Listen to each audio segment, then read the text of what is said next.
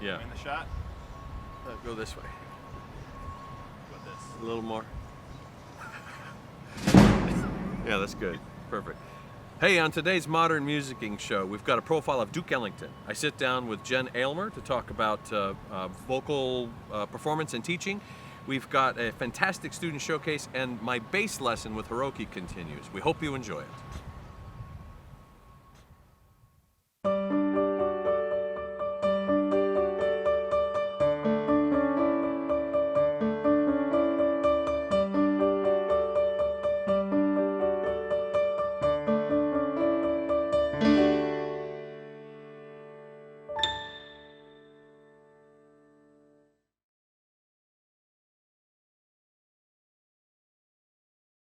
Today on Jacob Random Holmes, featuring Jacob Randall Holmes.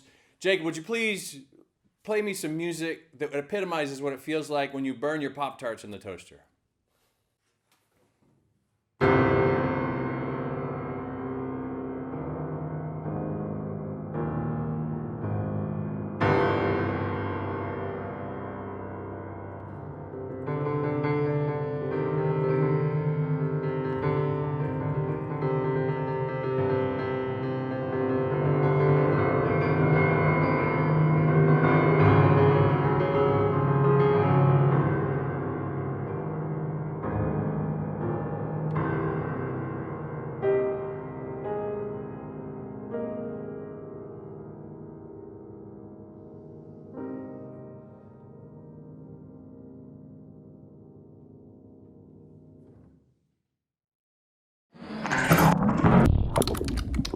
Hi, I'm Lance LeDuc. We're coming to you from the Vlahakis Recording Studio at the Carnegie Mellon University School of Music. Today I get to speak with Jennifer Aylmer. So happy to get to speak with you. Jennifer's a member of the voice faculty. Can you tell us all of the things that you do here at Carnegie Mellon? I teach private voice. I also teach a vocal pedagogy class to upperclassmen and to graduate students. It's an elective. And I'm here just to generally mentor the students if they need some help. I'm also involved with the Cooperative, which is a joint project between Pittsburgh Opera and our composers and performers here at the School of Music. Gotcha. So I'm sort of a consultant. I see. Yeah. Well, let's stay with that. What all does that part of it entail? Well, it's a great collaboration between the singers here and the Pittsburgh Opera. And what they do is, what we're trying to see if we can make this a every other year or every 3-year type of project where student composers get together with librettists from the School of Drama and they collaborate on creating a one-act opera, brand new, to be performed by students at this school in the venue at Pittsburgh Opera. So they get great exposure there. It's great for the community. It's great for our composers. And Daniel Curtis typically runs that with members of his contemporary ensemble. That's awesome. I guess it's an obvious thing to say, but the students who study voice here get lots of opportunity to have real-world experiences. Absolutely. And this is pretty much reserved for the upperclassmen, as well it should be. We don't want to push our freshmen into the limelight too soon. Right. Their voices are still developing, and someone coming in as a baritone may leave here as a tenor, so you never know with the young men especially. What's that process like? How do you know when someone's ready for a thing like that? I mean, in terms of the maturity of their voice. I'm a brass player, so I don't know anything about the development of the voice. Well, you have to consider that females tend to develop a little bit sooner. My voice hasn't changed all that much since I was a teenager, although I do sing with a little bit more knowledge. So I have my technical prowess has definitely improved over the last years. But for young men, they go through puberty and then audition for us maybe as close to a year later after their voices have changed. So it's our job as teachers to assess that student's potential, both musically and with language and their stage persona. And sometimes we take a chance and we say, I think this voice really could develop. And so we'd like to invest in them.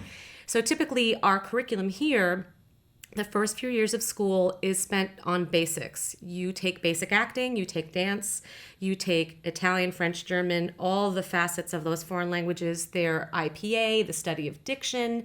So by the time you get to be a junior and a senior, you've had a lot of experience trying to work on those basics in class, in a safe environment, before then you get on stage and at Purnell and sing for audiences. I see. How do you assess incoming students? How do you kind of know this student has it and this student maybe has we need to invite them to excel elsewhere. Sometimes it's super clear. Really? Someone comes in and they are savvy and their voices are ready to go and their languages are excellent and they're confident on stage. You know, they're not nervous. They've clearly done their homework. They're musical. And that's kind of rare. That's maybe 5% of the students that we hear, those ones that are seemingly ready to go. Then we have the other students who are just young, and you can recognize a young voice, but there's something in there. There's a desire, there's a confidence, or there's the ability to sing, but not necessarily the technical tools to implement all of those musical ideas. So we listen for that. Then there's people who, their languages are excellent, so you know they're super smart. And then we want to hear what they do vocally with that ability. And sometimes they can use their ability to communicate to sell us on their product as it speaks. But we ask for students to prepare 3 things for the undergraduate level. They have to prepare something in Italian and then 2 other selections. They could be arias or not, but we just want to hear if they have facility in singing in a language other than their own. I see. Because that's part of being in the business of classical singing. You have to be able to sing in several different languages, and really Italian is the first place to start. So we want to assess that right off the bat. So this is maybe a dumb question. Do the students have to be fluent in those languages? No. They just have to, what do they have to know to do? You have to be proficient in that language when you sing. So I like So to in say, the pronunciation of yeah, it. Okay. I like to say I speak opera Italian. I see. So I can look at a score and know all the words for heart, love, death, Right. desire, That's happiness. every opera right there. Right. So as long as you know those basics, and you do develop that language while you're at school. You are required to take language at CMU. So even if you understand only opera Italian, you will learn grammar, you will learn sentence structure, you will learn how to speak it out loud. But there are languages that I sing in that I do not speak in. I've sung in Korean, and I do not speak Korean. There you go. But I had a very good coach who taught me how to sing in Korean. So with the tools of lyric diction and then translating those pieces, I'm able to communicate as if I did speak Korean. So we're looking for that sort of organic nature of singing in a foreign language. It's hard for Americans because we're not exposed to foreign languages as much as Europeans are. Sure. We have a lot of Spanish-speaking people in this country, but we ask you to sing in Italian, so sometimes Italian comes out with a slightly Spanish accent, and that's okay too. So if there's a high school junior or senior who's looking at this, or a freshman for that matter, and they don't have that experience or background, how could they bring that part of their experience up in anticipation of an audition? I would say most singers in high school have a choral teacher.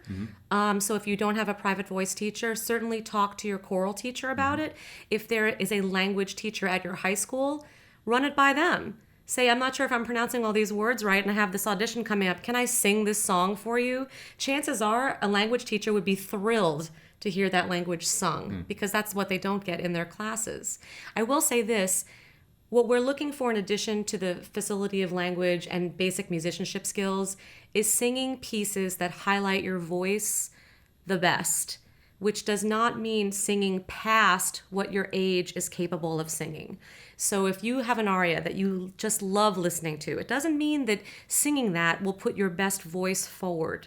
So please be mindful that when you're auditioning for schools, you're singing age-appropriate repertoire, things that you enjoy singing, and things that show off your voice to the best of its ability. So I'm guessing based on that some students pick a thing because either they just love that tune and they want to sing it, or they feel like it's an opportunity to show off in some way. That's exactly right. I see. One of my mentors at the Eastman School of Music, who has since passed away, said, his name was Seth McCoy, and he was a wonderful tenor. He said, always strive to express, never to impress, because you don't know what I like. And I think no truer words were ever spoken. Don't sing pieces to impress me. Sing pieces that you are the most comfortable expressing, that shows off your voice as it is today. Maybe you'll grow into that repertoire, maybe 5-10 years from now. You don't need to sing it now because I don't want to feel a singer struggling. I want to feel at ease when I'm listening to a singer. I want to enjoy the beauty of their voice as it is now so we can assess what potential this voice might have in the future. Singing beyond your years is not a great way to put yourself forward in an audition. Great. This has been very, very fun and very informative. So, Thanks. Jennifer Aylmer, Lance LeDuc, we're in the Vlahakis Recording Studio at Carnegie Mellon University in the School of Music. Thank you very much for watching. Lance learns to play. Hey, so today on Lance Learns to Play, Hiroki Iwasa is going to show me something about the bass. What am I learning today? Okay, to produce a sound out of pressing down on the first position. First position. Great. So I want you to, well, first start with an open string on the D, The D is which string? the second string. from the Second left. string. Okay. So that's D natural. D. And then the first finger here is E natural. So just a little bit higher, or I guess lower, right there. Yes, will be E natural. So why don't you About play there. that? Great. So.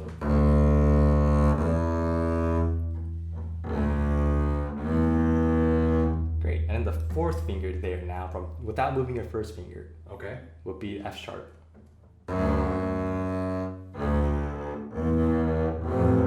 Ah. A little higher, actually. There's a lot more space than you think. Oh, sorry, the fingers right About there. there? It's pretty good. It's a little flat, but still. Yeah. So it'll be.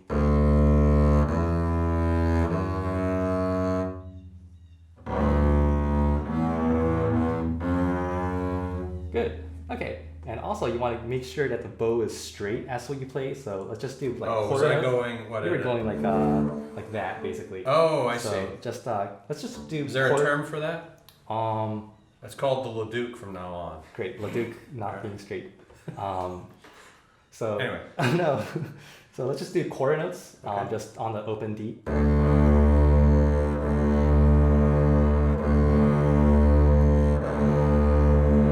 Great. Yeah, that's pretty Okay. good. And now let's try applying the D, E, and F sharp, first finger and fourth finger. Okay. So.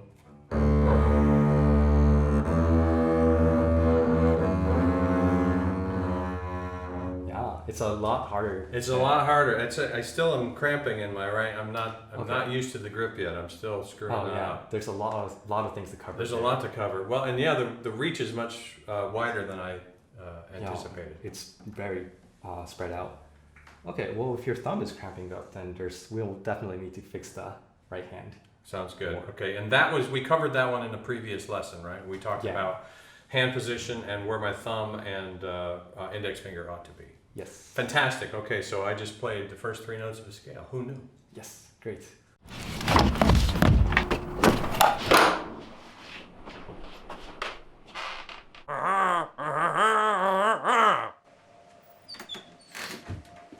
Hey there. You like jazz? Well, let me tell you about Edward Kennedy, better known as the Duke Ellington.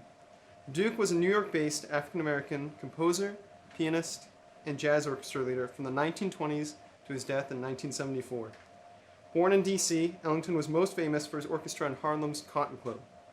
Playing standard up during the day, many of the white patrons came in the evening for his wild jazz repertoire. You may know him from Juan Tizal's Caravan, or Perito, or one of his own works, Take the A Train. So if you're a jazz patron, don't forget the Duke.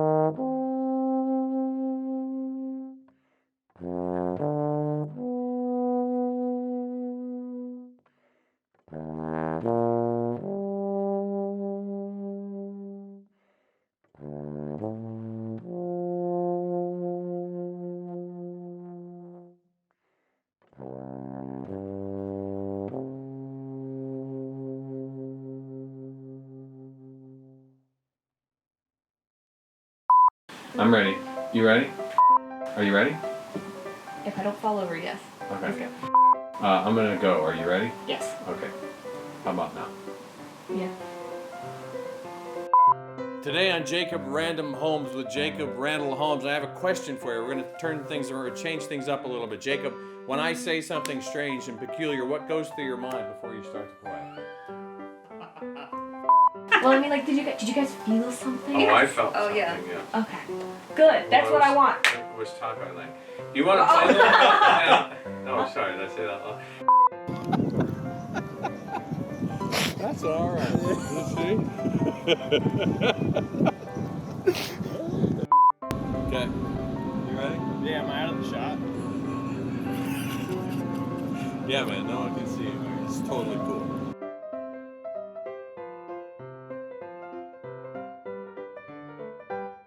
Hey, thanks for watching the show. If you want to reach us with questions or comments, you can figure out all the ways to do that by clicking on any of those links in wherever you're watching this thing. We've had a great time putting these together and hope you find them useful as well. Thanks for watching.